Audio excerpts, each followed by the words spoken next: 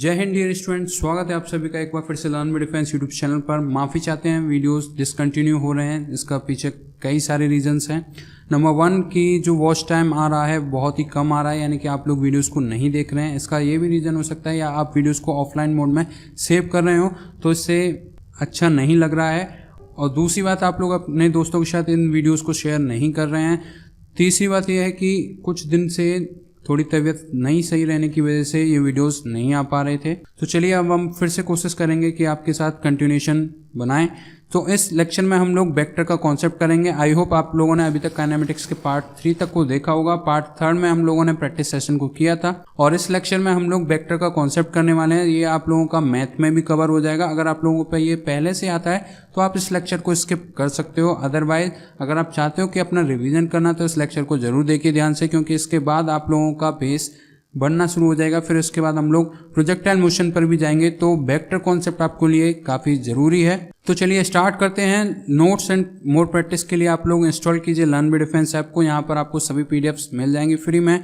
Practice के लिए आप लोग इंस्टॉल कीजिए लर्न विद प्राइम ऐप को। और न्यू टेस्ट सीरीज आपकी बहुत जल्द लॉन्च होने वाली है विद न्यू फीचर्स, तो बने रहिए लर्न विद प्राइम ऐप के साथ। और अगर अभी तक आप लोगों ने चैनल को सब्सक्राइब नहीं किया है तो सब्सक्राइब जरूर कर लीजिए। अगर आप लोग एयरफोर्स या नेवी में सिलेक्ट होना चाहते हो तो इस चैनल के साथ जरूर जुड़े रहिए। तो चलिए स्टार्ट करते हैं। सबसे पहले हम लोग जानेंगे टाइप्स ऑफ क्वांटिटी, यानी कि जो आपकी राशियां हैं उनके कितने प्रकार होते हैं। तो मेनली 3 टाइप्स होते हैं। नंबर 1 स्केलर क्वांटिटी यानी अदिश राशि, ये क्या होती है इसको अभी हम लोग डिटेल में डिस्कस करेंगे। नंबर बी है आप लोगों का वेक्टर क्वांटिटी यानी कि सदिश राशि। कौन कौन सी राशि आपकी वेक्टर क्वांटिटीज होती हैं उनको के बारे में हम लोग जानेंगे, या कौन सी क्वांटिटी वेक्टर कहलाती हैं। नंबर 3 है आप लोगों की टेंसर क्वांटिटी यानी प्रतिश राशि कौन सी होती है, उसके बारे में हम लोग डिस्कस करेंगे। तो चलिए स्टार्ट करते हैं। सबसे पहले हम लोग बात करेंगे स्केलर क्वांटिटी यानी कि अदिश राशि क्या होती है। तो जिन क्वांटिटीज़ का सिर्फ मैग्नीट्यूड होता है, डायरेक्शन नहीं होती है, उस टाइप की क्वांटिटीज़ को हम लोग स्केलर या अदिश राशि बोलते हैं। एग्जाम्पल के लिए आपका मास हो गया, एनर्जी हो गई, वर्क हो गया, तो ये आप लोगों की कैसी टाइप की क्वांटिटीज़ हैं, स्केलर क्वांटिटीज़ हैं। सो यही आपका यहाँ पर लिखा हुआ है, ओनली मैग्नीट्यूड नो डायरेक्शन। उस टाइप की क्वांटिटीज़ को हम लोग स्केलर क्वांटिटीज़ बोलते हैं। एग्जाम्पल के लिए mass, time, distance, speed, work, energy, power, इसी टाइप से आपकी बहुत सारी यूनिट आपकी स्केलर क्वांटिटीज़ होती हैं, तो उन्हें भी आप लोग जाकर चेक कर सकते हो। सेकंड है आप लोगों के वेक्टर क्वांटिटी यानी कि सदिश राशि। ये वह राशियां होती हैं जिनमें आपकी डायरेक्शन यानी कि दिशा और आप लोगों के मैग्नीट्यूड दोनों होते हैं, तो उस टाइप की क्वांटिटीज़ को हम लोग वेक्टर क्वांटिटी बोलते हैं। तो लिखा हुआ magnitude as well as direction, परिमाण के साथ साथ दिशा जिन राशियों की होती है वो आपकी सदिश राशियां कहलाती हैं। एग्जाम्पल के लिए आपकी वेलोसिटी, डिस्प्लेसमेंट, इनकी डायरेक्शन होती है। तो एक्सेलरेशन, वेलोसिटी, फोर्स, मोमेंटम, ये आपके कुछ एग्जाम्पल हैं। तो आई होप आप सभी को वेक्टर क्वांटिटीज समझ में आया होगा। आगे बढ़ते हैं। नेक्स्ट आप लोगों का टेंसर क्वांटिटी। टेंसर क्वांटिटीज क्या होती हैं, जिनमें आपका मैग्नीट्यूड चेंज होगा विद डायरेक्शन। अभी तक हम लोगों ने एक बार देखा मैग्नीट्यूड सेम था, एक बार देखा हम लोगों ने डायरेक्शन के बेसिस पर, और इस बार हम लोग देख रहे हैं मैग्नीट्यूड आप लोगों का चेंज हो रहा है डायरेक्शन के साथ साथ। जैसे कि अगर हम लोग बात करें सर्कुलर मोशन की, जिसमें आपका टेंजेंशियल एक्सेलरेशन होता है, वो क्या होता है, डायरेक्शन के साथ साथ चेंज होता है। अगर उसमें हम कांस्टेंट एक्सेलरेशन ना लें तो वो आपका टेंसर क्वांटिटी कहलाएगा। Magnitude changes with direction, clear है। एग्जाम्पल के लिए आप लोग ले सकते हैं मोमेंट ऑफ इनर्शिया या angular momentum, L = mvr, clear है। सो आगे बढ़ते हैं। नेक्स्ट आप लोगों का टाइप्स ऑफ वेक्टर, जो कि अभी हम लोगों का मेन लेक्चर होने वाला है। वेक्टर्स के प्रकार यानी कि सदिश राशि के कितने प्रकार हैं, तो यहाँ पर हम लोग वेक्टर्स के टाइप देखने वाले हैं, जैसे कि parallel vector, anti parallel vector, equal vector कौन सा होता है, अपोजिट वेक्टर कौन सा होता है। तो ये आप लोगों के कुछ 8 टाइप के वेक्टर्स हम लोगों ने लिए हैं, जो आप लोगों ने मैथ में पढ़े होंगे। अगर नहीं पढ़े हैं तो इस वीडियो में ज़रूर पढ़िए। बहुत ही बेसिक लेक्चर होने वाला है, जो कि आपका कम टाइम में पूरा नॉलेज देने की कोशिश करेंगे। तो आप अपने साथ साथ नोट्स बनाते जाइए। तो सबसे पहले अगर हम लोग बात करें इक्वल वेक्टर, तो किसी भी चीज़ को इक्वल कब बोला जाता है, जब हम उसको कंपेयर करते हैं किसी के साथ। तो इक्वल कब होता है, जब किसी की कोई मैग्नीट्यूड सेम होता है। जैसे एग्जाम्पल के लिए 2 लड़के हैं और उनकी हाइट सेम है, तो उनको हम लोग इक्वल हाइट के प्यूपिल बोल सकते हैं। अगर हम लोग बात करें इक्वल वेक्टर की, तो जिन वेक्टर्स का यानी कि जिन सदिश का मैग्नीट्यूड बराबर होता है, उस टाइप के वेक्टर को हम लोग इक्वल वेक्टर बोलते हैं, और इसमें उनकी डायरेक्शन भी सेम होना जरूरी है। So if magnitude and the direction of 2 vector are same, then vector are said to be equal vector, यानी 2 सदिशों का परिमाण और दिशा समान हो तो वह समान सदिश कहलाते हैं। क्लियर है, जो कि आपको इस डायग्राम से क्लियर हो रहा होगा। ए वेक्टर और बी वेक्टर दोनों सेम डायरेक्शन में विद सेम मैग्नीट्यूड। क्लियर है।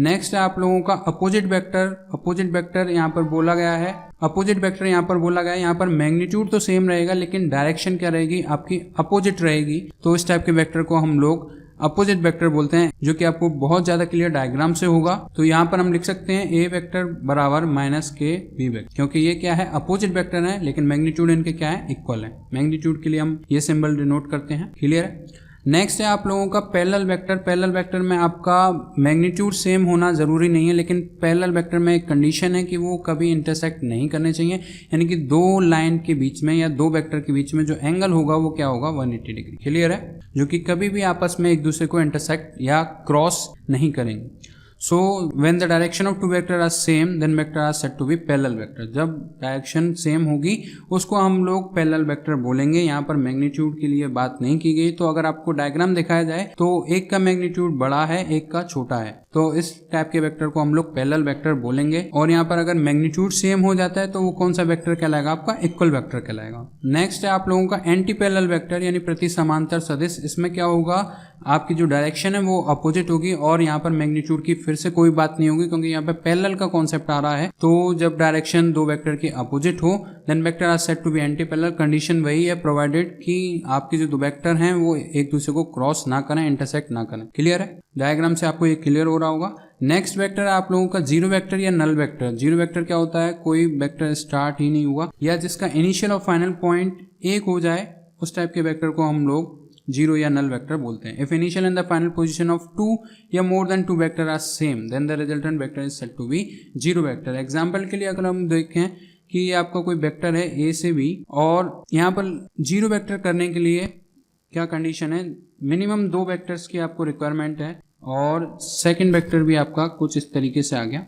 और ए पॉइंट, यानी इनिशियल एंड फाइनल पोजीशन दो वेक्टर का सेम हो जाए या उससे अधिक का सेम हो जाए तो उस टाइप के वेक्टर को हम क्या बोलेंगे, जीरो वेक्टर बोलेंगे। रिजल्टेंट की यहाँ पर बात हो रही है, यानी कि परिणामी सदिश उनका शून्य कहलाएगा। क्लियर है, तो आप लोगों को ये डायग्राम से क्लियर होगा। यहाँ पर आपके चार वेक्टर हैं OA, AB, BC and CD। Vector का अगर आप लोगों को ये पता हो तो ये होते टेल और ये होता है हेड। तो जब भी हम लोग दो वेक्टर को ज्वाइन करेंगे तो हेड को टेल से ज्वाइन करेंगे। क्लियर है, या जो नेक्स्ट वेक्टर होगा वो आपका हेड से कनेक्ट होगा और हेड आपकी टेल से कनेक्ट होगी। ये आपका टेल हो गया और ये आपका हेड हो गया। आई होप आपको ये क्लियर हो रहा होगा।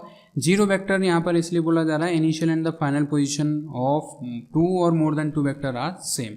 सो जो इनका रिजल्टेंट वेक्टर है उसको हम लोग जीरो वेक्टर बोलेंगे, क्योंकि अगर आप लोग बात करें इस टाइप से, ये आपका ए वेक्टर हुआ, ये आपका बी वेक्टर हुआ, तो इनका जो रिजल्टेंट होगा वो आपका इनिशियल वेक्टर के टेल और फाइनल वेक्टर के हेड से जाकर कनेक्ट होगा, वो आपका रिजल्टेंट। तो ये आपका रिजल्टेंट वेक्टर। क्लियर है, लेकिन अगर ये इनिशियल पॉइंट और फाइनल पॉइंट सेम हो जाए तो उस टाइप के वेक्टर में जो रिजल्टेंट होगा वो क्या होगा, नल होगा, यानी जीरो होगा।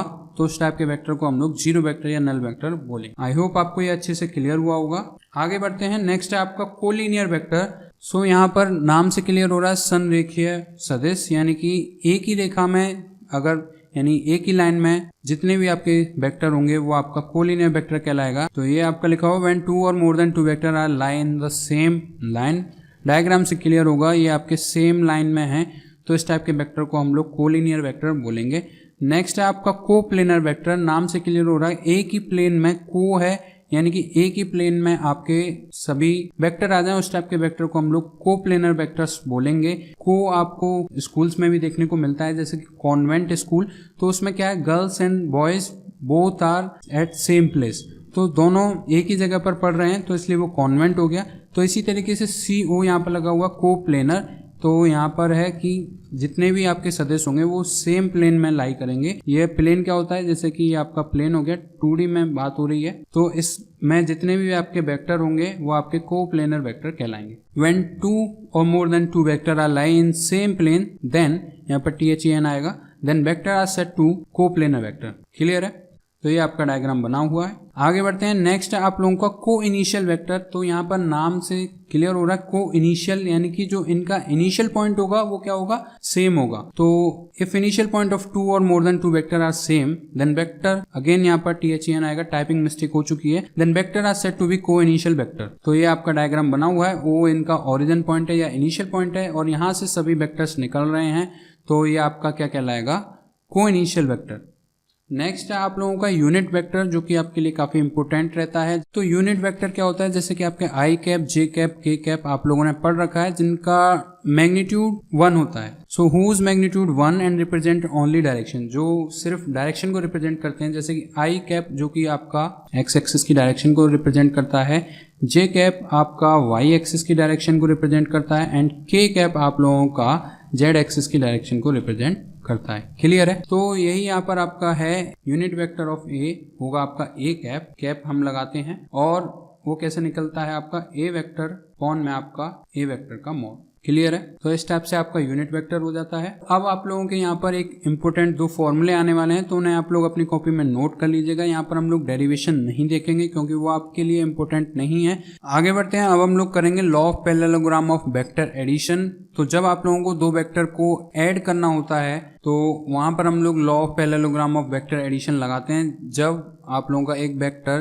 किसी एंगल पर इंक्लाइंड हो तो वहां पर हम लोग law of parallelogram vector addition लगा सकते हैं रिजल्टेंट निकालने के लिए। तो यहाँ पर जो मेन इंपॉर्टेंट बात है वो आप लोगों के लिए फॉर्मूला है, उसे आप लोग अपनी कॉपी में नोट कर लीजिएगा। डेरिवेशन की यहाँ पर हमें जरूरत नहीं है। तो R बराबर आप लोगों का होता है √a² + b² + 2ab cos theta. ये आपका काफी काम आएगा जब आप लोगों को फोर्सेस का रिजल्टेंट निकालना होगा। क्लियर है। और सेकंड फॉर्मूला जब आप लोगों को एंगल निकालना होगा तो tan अल्फा बराबर b sin theta upon a + b cos theta याद रखना होगा। जिन स्टूडेंट्स को लग रहा है किस तरीके से होता है, एक बार हम आपको डायग्राम से क्लियर कर देते हैं। मान के चलिए ये आपका कोई पैरेललोग्राम है जिनकी 2 साइड पैरेलल होती हैं।